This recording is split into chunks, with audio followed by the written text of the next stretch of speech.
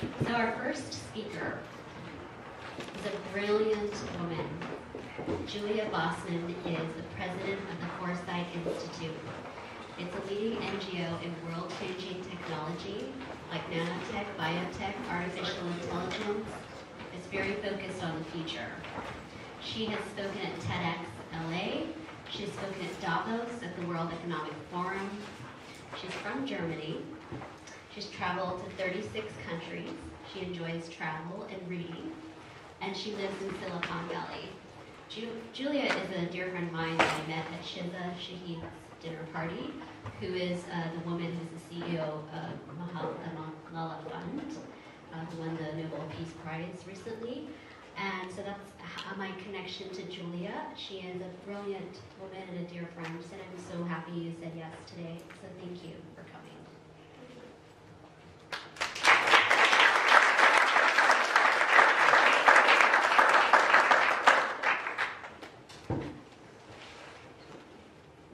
Thank you all for coming today. I'm just waking up.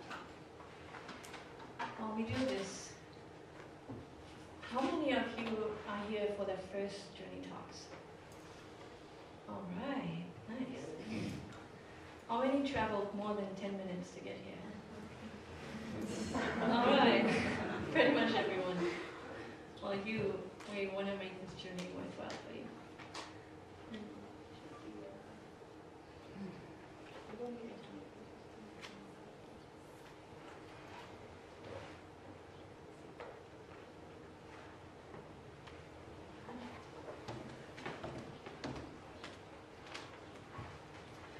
Alright, so usually I think a lot about the future, and I talk about the future, how we can make technology happen in ways that are beneficial for us, how we can accelerate the good development so that we have a very positive future. And a few months ago I was in a car accident, and I was at a halt on the 101, and somebody didn't pay attention and crashed into me and into two other cars at full speed. So 4 cars were totaled on the 101. All I know from this is that I was in my car diagonally across 2 lanes, and I couldn't get out of my car, and I had to wait for rescue to come to get me out of there. And then soon after, as soon as my brain surrendered to all the inflammation from the injuries, I stopped understanding the world. I didn't understand anymore what people were like. I didn't understand the world anymore. I couldn't even ask questions. All I did was go to sleep, get up, drink water, use the bathroom, and that's it. I couldn't even eat food anymore. And then over the past months and weeks, I could observe my own brain, how several pieces of it came back online. And it's the most fascinating thing to see this meat computer that I have and becoming more and more conscious, and from merely being a robot that I used to be when I was in those injuries to becoming a human again. And this is making me think a lot about identity, because my brain was always the most prized possession that I had, or the feature I was most proud of.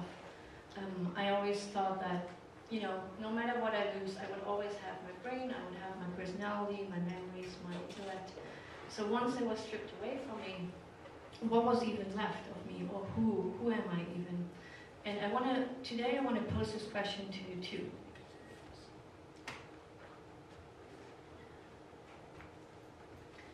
And today I want to pose this question to you too.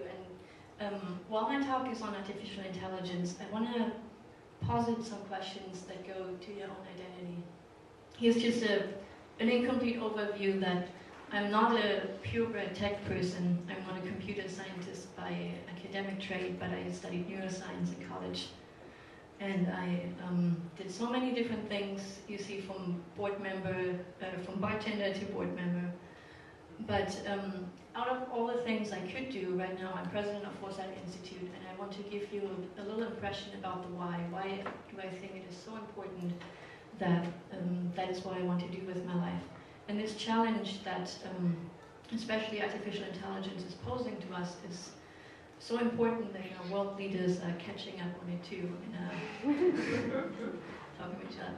You can see, you know, guy holding the selfie is on the left, on the right. Anyway, yeah, we call it the fourth industrial revolution that is happening right now, and you are going to be involved in it too. You know, I tried scanning a mirror for this, but it just didn't work. So what is artificial intelligence? Think of it like this. We've built horses that can run faster than any natural-born horse. We've built birds that can go further than any natural-born animal could ever go.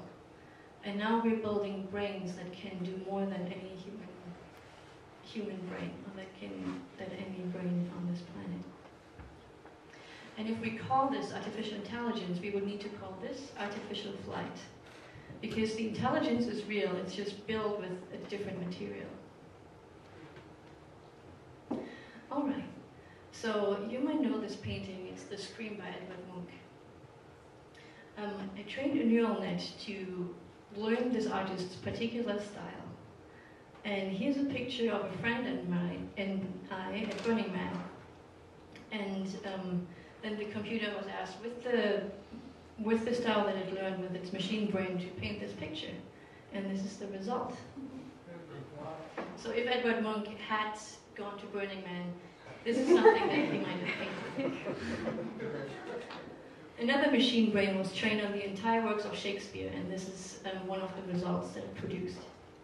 So if you read it, it might sound to you like Shakespeare. You see here, it says, and I and others are weary with disasters, tied with fortune. So it has that pace to it.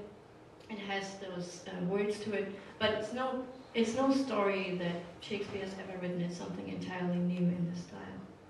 And moving on from art to games, you've probably seen that machines have beaten humans at several games. We've been beaten at chess, we've been beaten at Jeopardy.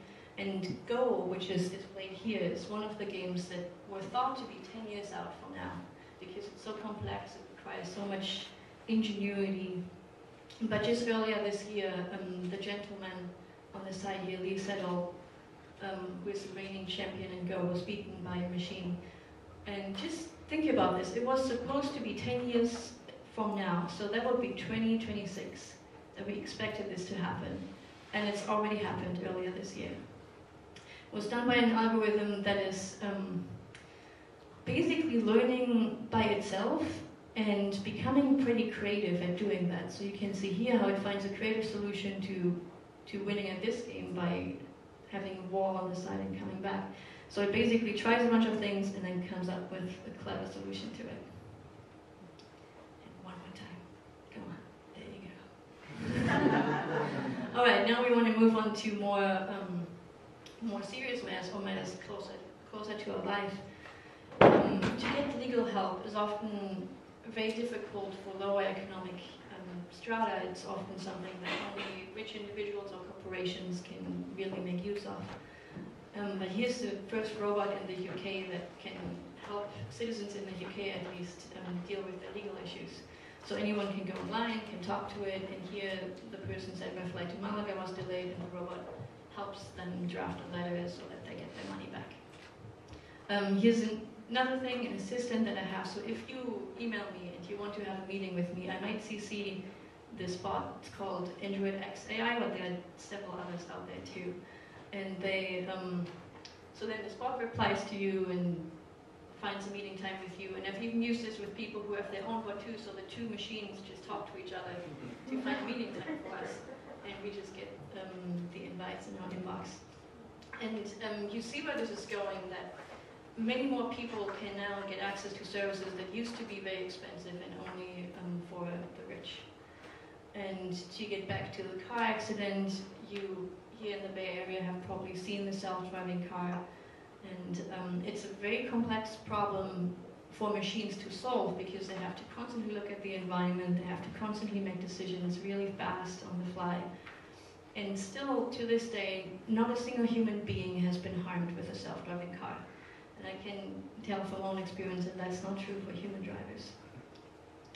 And the last example I want to give you is medical research. So this little guy is taking part in a sleep study because I wanted to spare you the gruesome pictures of worse diseases. But basically, medical research is becoming increasingly complex, and a doctor who would want to stay current on his field would need to, on average, read one paper every minute, every hour of every day, without pause, just to stay current.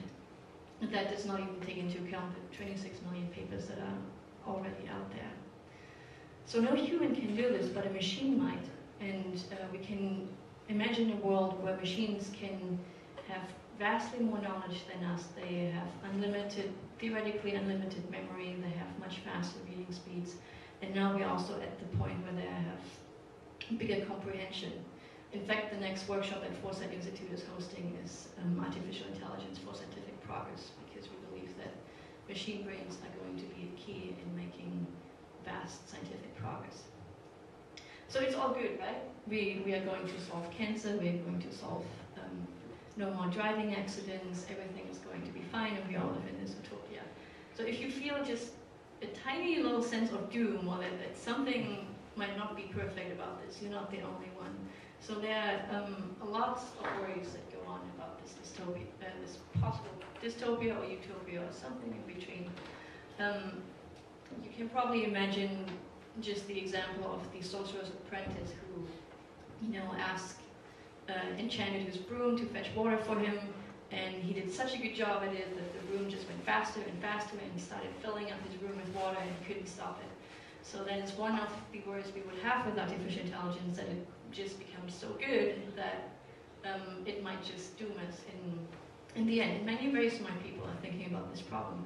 But there's another problem, and I promise you that we will talk about why politicians are worried about this, and what's going on with the world. So I want to go into that a little bit. So this is trucking. And that's an industry that 10 million people in the US are currently employed. And once we have reliable cars that can do all the transport for them, all of these 10 million people no longer will need to drive trucks.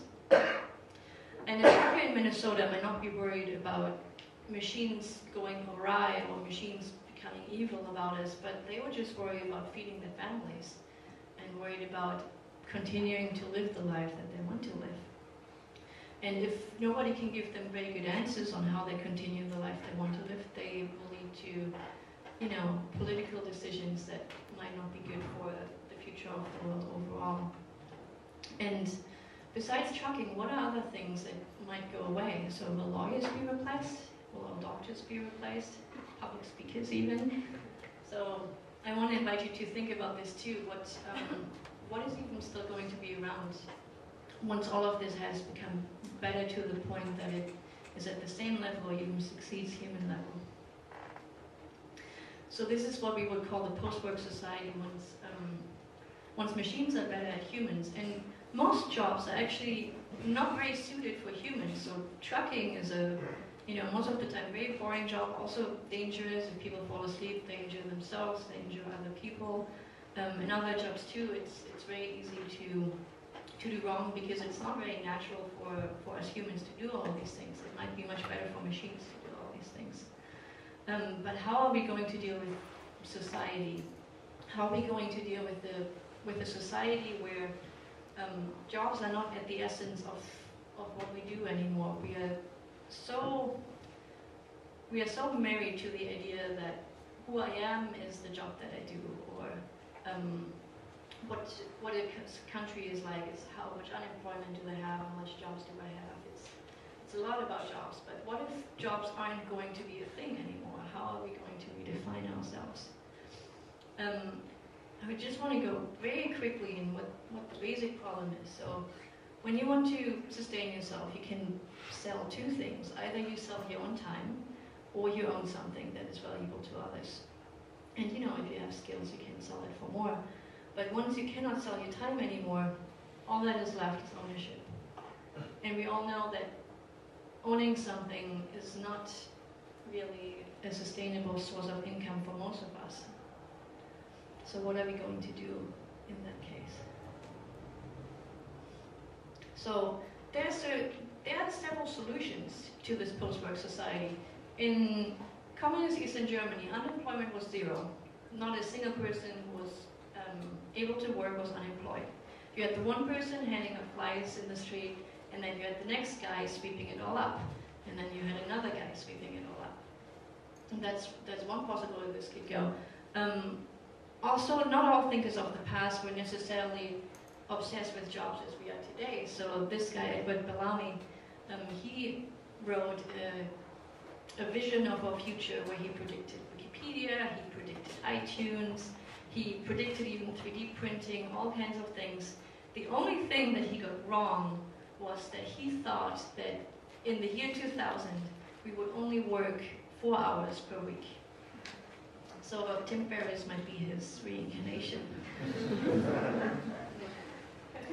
And it's actually not new that machines do work for humans that we used to do. So when my grandmother and her mother got the first washing machine in our house, it was one of these front loaders, like the one on the side, just, you know, an older model.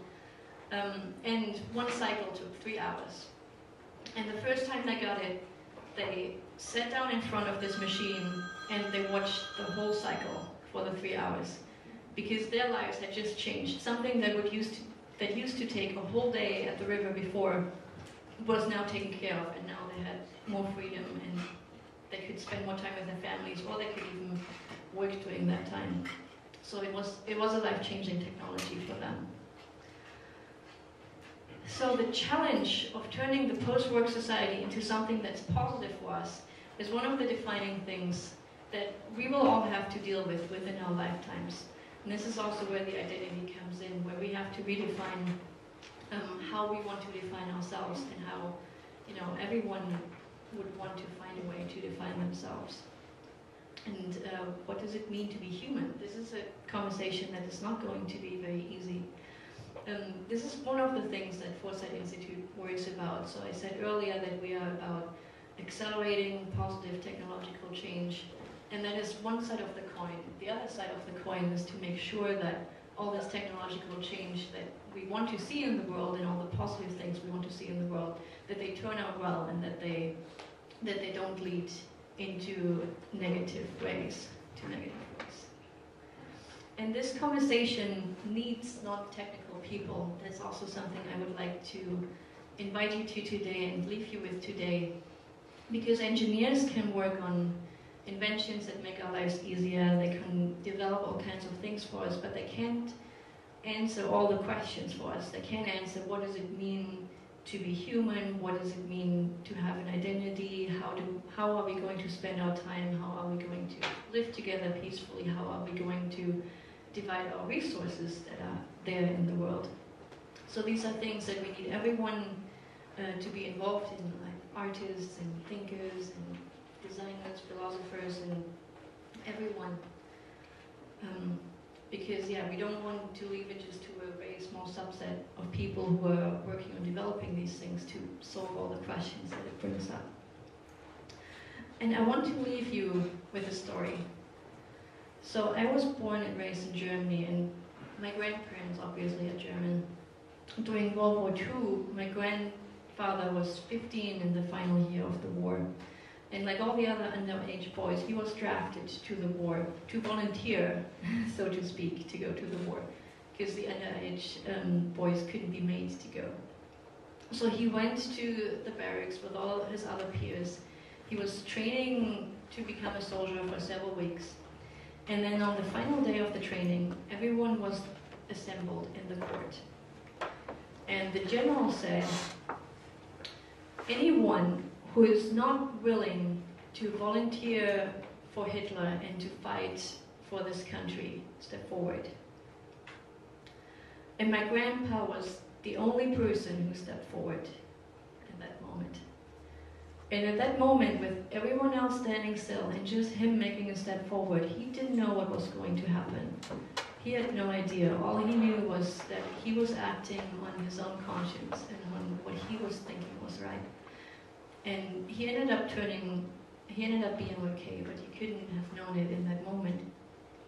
And I often wonder about what is it that somebody can have the exact same education as everyone else, can have the exact same experiences as everyone else, be in the same room, in the same circumstances, and still make a decision that is different from what everyone else is making. And whatever this is that he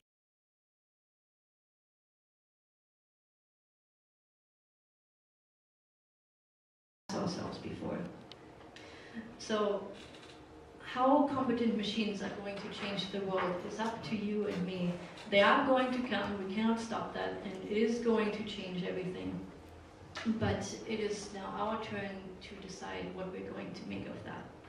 And are we ready to challenge the ways we think about work? Are we ready to challenge the ways we think about life and our own value? You know, to bring this full circle, when I was recovering from my car accident, in a way I'm still recovering from it. I still feel different parts of my mind coming back online, and I feel, you know, getting better and better every little day, little bits. But once we don't have this thing in our self-value anymore, that we can think that we're exceptionally good at something, or that we succeed at something, or that our successes are what defines us. Because what does success even mean? What does it mean if one person is 5 IQ points smarter than another person, if there's a machine which is 100 IQ points smarter? So it might all become not as relevant as we see it today. And what are we going to do? What are we going to do with that? And how do we make sure that that is something that's good for all of us? That's a thought I would like to leave you with. Thank you for your attention.